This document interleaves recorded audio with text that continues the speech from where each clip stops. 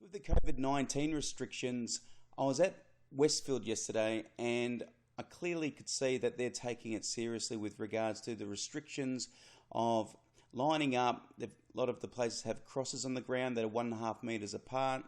In the food court, all the tables are stacked together. There are no chairs, so you can't actually sit in groups of people.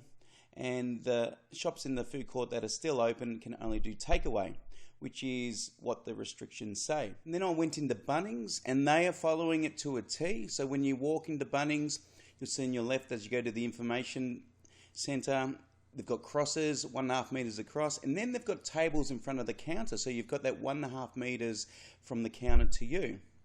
So they're following it, and then you go down the aisles and they've got, down the paint aisle, they've got crosses as well, which are 1.5 metres apart. So they're taking it seriously.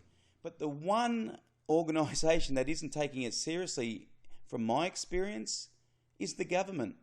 And it's just bizarre that I'm saying that.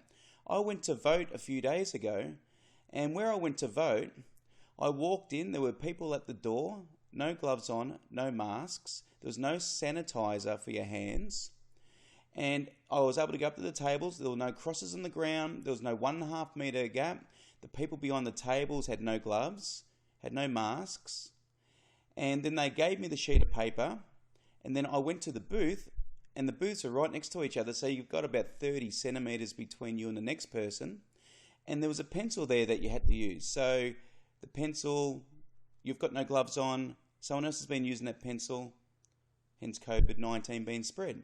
I was amazed. So I go down to Westfield and the shops there are following the rules set by the federal government, and yet the Electoral Commission of Queensland haven't provided a safe environment for those conducting the voting in the voting places, because they haven't provided hand sanitizer, they haven't provided masks or gloves for those conducting the voting, they haven't provided enough space between the booths for the public, and if any of the public or the marshals conducting the voting have COVID-19, it's going to get spread pretty quick, which is really ridiculous.